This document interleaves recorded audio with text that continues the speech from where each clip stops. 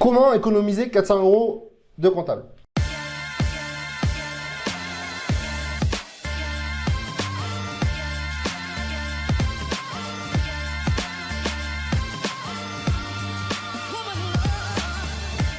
Bon alors Ben, comment est-ce qu'on fait pour économiser 400 € de comptable?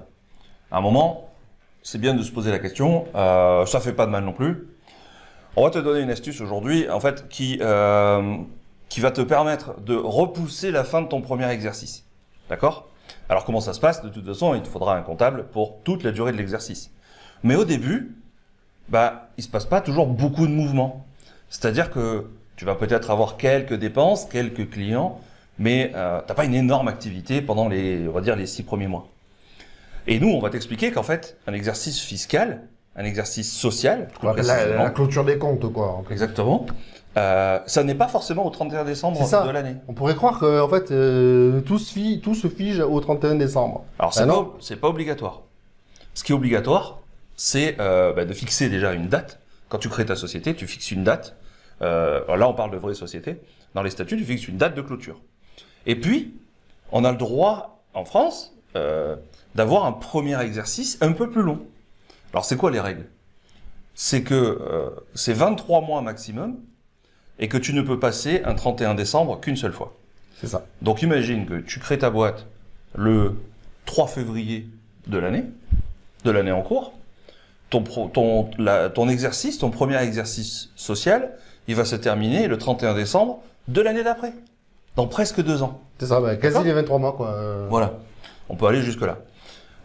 Ce qui veut dire qu'en fait, quand tu vas aller voir ton comptable et le missionner pour faire tes comptes, tu vas pouvoir aussi lui expliquer que, sur 1 an et demi, sur presque 2 ans, est-ce qu'on pourrait pas s'arranger un petit peu? Parce qu'au début, j'ai pas eu beaucoup d'activité. Et voilà comment tu peux économiser nous on estime, jusqu'à 400 € de comptable sur ta première année.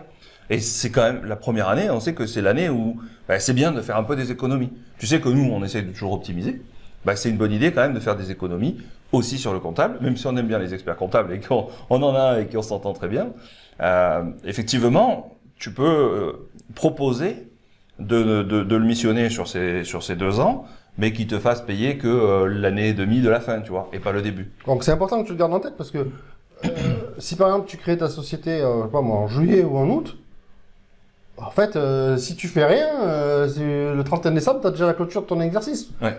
Là, pour le coup, c'est l'inverse, en fait. Tu vois, tu vas avoir que 6 mois d'activité, tu vas te prendre clôture des comptes, etc., etc. Alors que finalement, franchement, ça peut attendre.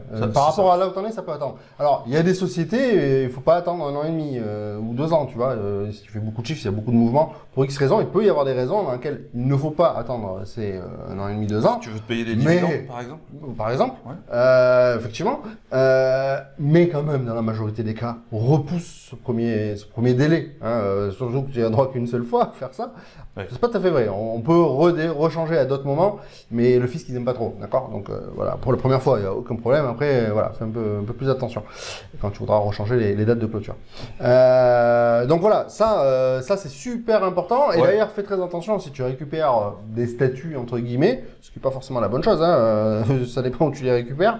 Et même si tu fais faire tes statuts par des professionnels, ça nous est arrivé qu'on nous pose même pas la question, et on n'avait pas la connaissance aujourd'hui.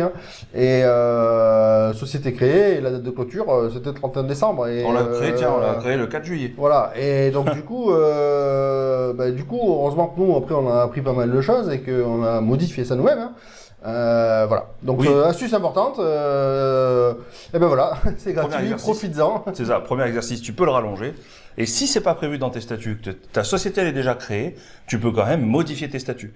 Ça va te coûter à peu près 80 balles, entre 50 et 80, c'est vraiment pas cher. Tu fais tu remplis le formulaire qui va bien auprès du greffe, tu fais modifier la date de fin de clôture, tu le mets à l'année suivante et t'es tranquille. Donc sache-le, nous on l'a fait, ça fonctionne et du coup ça t'évite de mettre la pression. Ouais, c'est ça. Voilà. Donc si tu aimes nos vidéos, je t'invite à mettre un pouce vers le haut, à t'abonner à la chaîne. Tu cliques sur la petite cloche pour recevoir nos notifications, comme ça tu seras informé de nos prochaines vidéos et nos prochaines astuces, un petit peu comme ça. Et je t'invite également, si tu veux en savoir plus sur la fiscalité, tu cliques sur le lien en bas, tu t'inscris à notre webinaire et tu vas voir, tu vas te régaler, tu vas apprendre vraiment beaucoup de choses. Tu vas en savoir beaucoup plus. Ça dure à peu près 3 heures et là tu vas en prendre plein la tête. Allez, je te dis à plus. Ciao, ciao. Allez, ciao.